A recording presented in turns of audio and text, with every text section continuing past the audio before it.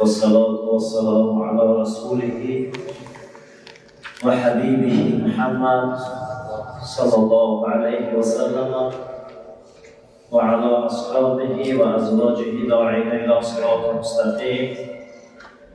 أما بعد، السلام عليكم ورحمة الله وبركاته.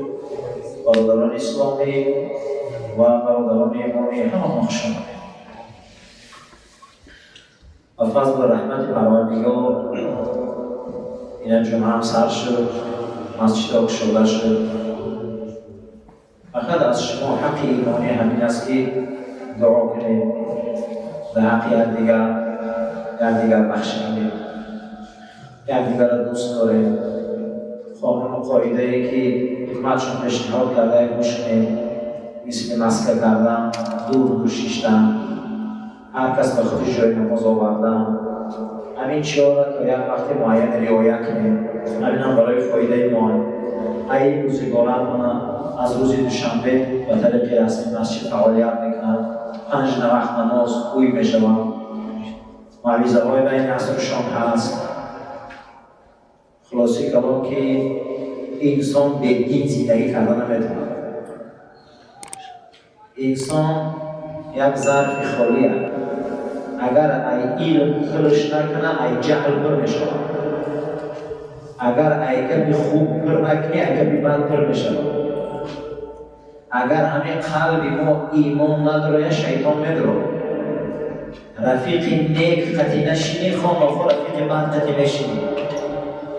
انسان هیچ به هر جسم خالی نیست. گویم که همین تا میز دوران یک جوادان بوریم پریتمنت بوریم به جان بستنده. جسم ما همیشه محتاج به نیکی و بدی. نیکی پرش نکنه، بدی پرش کنه. برای همین خواهیم که همینجا آباد باشه، همینجا گشاده باشه. چیزی که نیکو برادران همراه عملی کنه. پیچک‌ها پوشه، اقاباتون را بنده، تانی فاصله شینه، جدا بین یکدیگری اقلا یک متر شینه. همین کار اگر ما اجرا کرده، ایپیش چهارمینی عید قربان داره. عید قربان ما خوشرو بخونیم. یک چند چیزها نعمت خدا هست. نعمت های خداوند خیلی زیاد است. الله جل و شانه در قرآن به ما و شما امر میکنه که و ان تعودوا نعمت الله. اگر شما نعمت های خداوند حساب کنید، لا تحصوها، حساب کردن نمیتونید. بما کانوا رهینا، قرآن میگه شما در بین نعمت های من میگه زلاج نگاه کنید. آدم وقتی پلین در میگه زلاج نگاه در دست دشمن و در دست چیزی که باشد، خدا میگه شما در بین نعمت‌های من پلین قاطیدگی، زواج قاطیدگی، یک نعمت دست بگیر. یک نعمت سلامتی من طول 3 ماه شد، نه به خط سلامتی رسیده. یعنی 3 ماه دن یک سلامتی را خدا از بشر گرفت، این جان پروسی را بین. ولی ما تا به همین روز به قدر سلامتی بسیار نمیرسیده. سلامتی را رفته از انسان کسلی پرس. در سر آدم نغز، آدم کسل یک تاج را میبینه که ما خمودیده نمیتونیم برم. در بالای سر ما یک تاج هست که فقط کسلی ها میبینم. این بگه نعمت سلامتی. اگر خدا یک زمین لرزه بیاره، ما به قدر آرامی میرسیم. اگر خدا یک شمال بیاره، ما به قدر آرامی میرسیم. هر یک نعمت خداوند شکر کردن نکنه برادران. امام لالکانی در کتابش می‌گوید که یکی از نعمت‌های بزرگ در این زمین برای ما پدر و مادر است. اگر می‌خواهی که نماز لذت پیدا کنه، اگر می‌خواهی که دولت زیاد شود، اگر می‌خواهی که آبرو بلند شود، می‌خواهی که دعا قبول شود، یه همین امام لالکانی جمع کرده 40 مسئله را گفته در خدمت پدر و مادر دیدن. چون امروز نماز لذت نداره؟ چون امروز فرزندان بده؟ چون امروز کلیدی بد، فرزندی بد، نمازی بد، نمازان معنی ندارد. چرا امروز دلا مهربان نیست؟ چرا دعاها قبول نمیشه؟ میگه این دو ذات مقدس خفه رفتگی. روایت میکنه امام لالکانی یک از امامای دورش میگه شب عروسی بود. یکی از اولیای خدا رو روایت میکنه که شب عروسی بود. همون شب عروس آوردم و مادر نداشتم. مادرم از دنیا گذشته بود و پدر داشتم. پدرم کسلی قرتق داشت، فقط شبا تا روز میسود که عذاب بکشید. میگه در پیش عروس در اومدگی بودم این صدای سلفه پدرم از اتاقش فهمیدم. این در کتابی بیرالوالدینش بگیرد، نیکویی به پدر و مادر. میگه شب اومدم شیر گرم کردم، ملحم کردم، دعا کردم، دوا کردم، پدر من نوشوندم. هر باره که می نوشوندم پدرم میگفت من چم امام دور بود لالکانی. برای عروس قمقر، برای شب زیفاف چادر به نگاه دارد. خیلی دردی من کرمش بگیرد. رام چم پیش عروس را میگفتم که پدر من تنها نمیام. برای من زیفاف هست، برای من چادر هست، برای من زن هست، من تنها نمیام. میگه همین صبح فرار رسید، خواب نبرد و از اون ملحمه خورد و خوابش بود. قریب صبح دیدم که جای نمازش پرتافتگی است. گفتم وقتی نماز تهجد است. میدونستم از حدیثات که تهجد 12 رکعت است. همون شب میگه تهجد سر کردم، ابدا تهجد خوندگی نبودم. من میگه در حیاتم از همین شب میگه 25 سال من تهجد ترک نکردم. برادر برکتی طاعت دیگه جوار چرا کار بعد مردن صورتی رو کلام کردن و آورده در قالی که دیوارو کشون کردن. اینه بینه 25 سال میگه من لذت نماز تهجد میگه از دستم میگه نرم. میگه 25 سال تهجد خونده میگه سرشویش از همون جبه. سرشویش از همون جبه.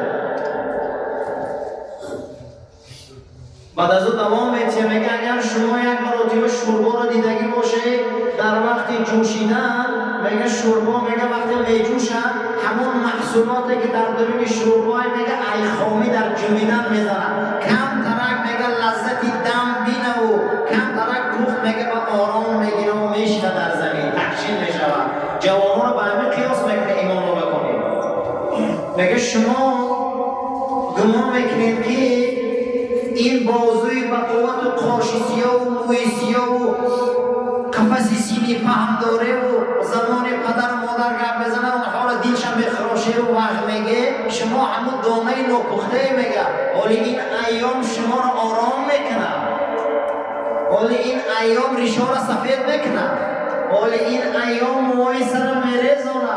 همون روز تا هم میرسی به انا همون آسیوی به نوبت بعد میفهمه که دوره چی دوره بوده. چرا امروز اکنون نماز تهجد خونده نمیتونیم؟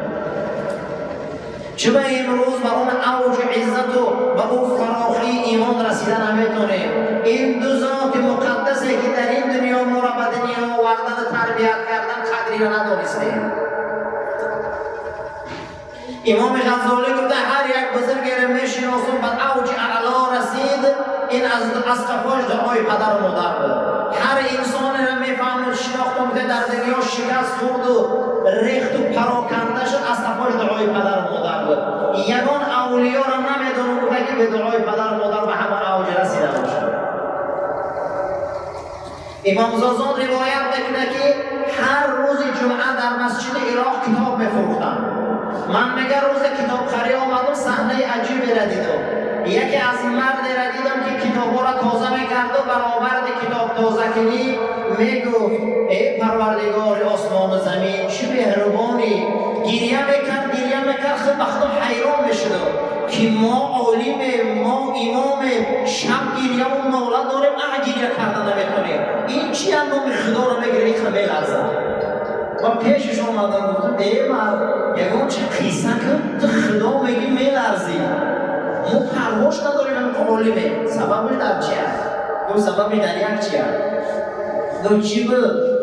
گفت من یک مادر داشتم به نهایت آدمی بد بود. از دهن او یکان مراتبات که خود ما نشنیده بود. کارش جنجال و حقارت و لعنتی من بود. لیکن من هر بگه و یادم میزد همون قچاقکنی های زمان چقلاقی دست ما دراز میکردم باشه قچاق میکردم خوب میرفت همین خگنده بود شبا میخیزم در میاش قچاق میکردم خوب میشیدم که این روز من چقلاق بودم این من جنبانده شبا خوب کرده گیا این میاناش برای من درمان شده گیا تنهاش برای من درمان شده گیا همین خیر پیر شد شب مرا که بچم آبم بیا آب دیر کرده میگه همون کاسه آب گرفت دیر کرده میگه در اون پرتاب من میگه خیستم دیگه ایستادم گفتم اگر همین کاسه را در سری من هم میزن سر میکفید اگر میپرسیدن من که کی زده اگر گفت اوچم یک کس من نمیخندید میگه اوچه شده ایشان همین روی خاطر کرده میگه ما آب پر کردم آب دست شده گفتم مادر بنوش و نوشیدنی همین آب میگه ای آسمان یک نوری سفید در قلبم در آمد ای همین روز عبارت من نام خدا را میگیرم فقط گریه میکنم چون ما به قدر نعمت نمیرسیم چون ما گریه نداریم چون ما دعاهامون با آه ناله نیست برای که این دو ذات مقدس ما خار میکنیم فقط امروز می بیاین جوانان میپرسن که زنم قدی و چند ساز نمیگیرد جوان مرد مادر حق نداره که خونه علایدش کنی مادر حق نداره که حاجت خونه علایدش کنی پدر حق نداره که باید تمام چیش علایده کرده دی نداره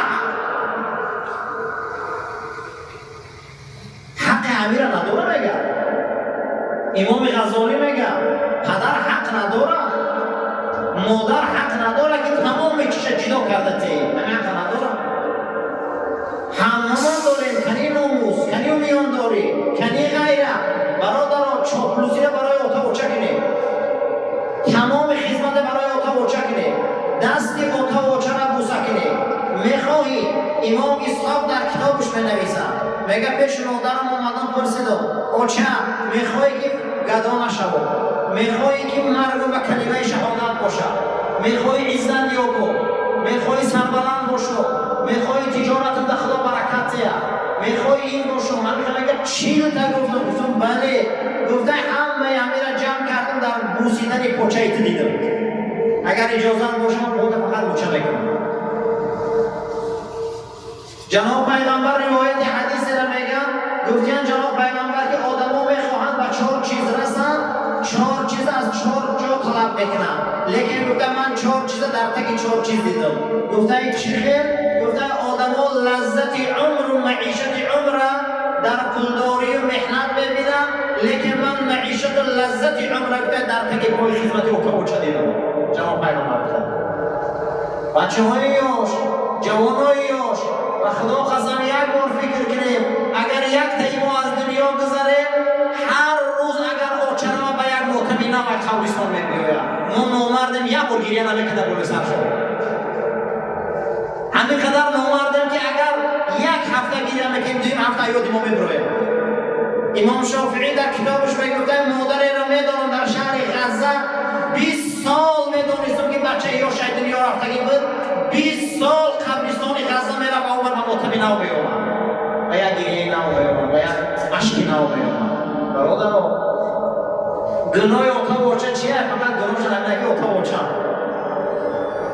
این روزگار آیسته آیسته ما را پدر میکنه آیسته آیسته ما را مادر میکنه آیسته آیسته ریشای سیاه را سفید میکنه میانای راست خم میکنه و به قدرشان میرسه یک روایت دیگر از مولانا عبدالحی میکنه و ازان میگه میگه با استاد میگه از اولیای خدا را زیارت میرفتن که اولیای خدا نشسته بوده در وقت نزع جانش میگه که ظلمه که خدا با من کرده به هیچ که نکرده کفر میکنه وقتی مرگش میگه همه علما حیران شدن میگه استادم دست در گریبان گرفت که این علامه به ایمان میره از دنیا و همه کش در همه جمع میگه که شما زیغ نشوی شما زیغ نشوی این در نزد مردم علامه بود نیکی پدر این اکای من میشوه اوتای همین علامه نوریزا بود میگه در وقتی مرد میگه کفر بفرستن که ظلمه که خدا در من کرده هیچ کده نکرده میگه بلکه بفرستن برادر به ایمان میره مگر راضی نباشن این نعمت ها را دست ندیم عصرها گاو زنیم در این دو ذات مقدس کمان.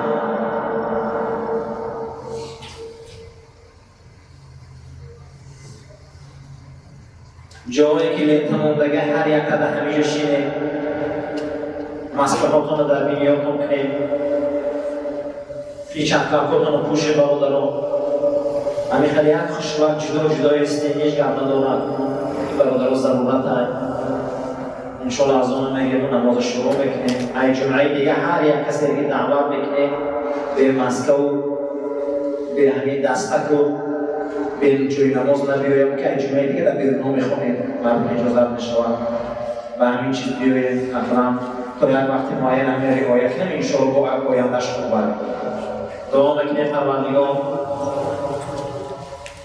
ما را برای راست هدایت کن ما را بالا محفوظ داد تمام مسجدهای دنیا را گشاده گردان پروردگار نمازخانه‌های ما را زیاد گردان پروردگار با مسجدها و نمازخانه‌های مسجدها را زینت کن پروردگار غیرت مفتی را زیاد کن دشمناش خار ظالم گردان ای چشم حاسد و فاسد و ظالم همه مسلمانان را نگهبان باش پدرش جاش بهشت محمد پدرش جاش بهشت مادرش شفاته و غیرتش زیاد کن هر کسایی که برای اسلام خدمت میکنن عزتشون زیاد کردن در حق جوانمردای سپیس که دعا کنه خداوند غیرتشون دولتشون پولشون زیاد کنن در حق بازار دعا کنه دکانشون برکت پولشون بسیار کنن پروردگار ناموسشون زیاد کنن خدمتشون فقط در دین خدا کنن آفت بلا را ای بزرگ دفع کن پروردگار دشمنای اسلام خار ذلیل گردان ای سرزمین تاجیکستان وبا را دفع کردن خدایا از تمام سرزمین مسلمانان وبا را دفع کردن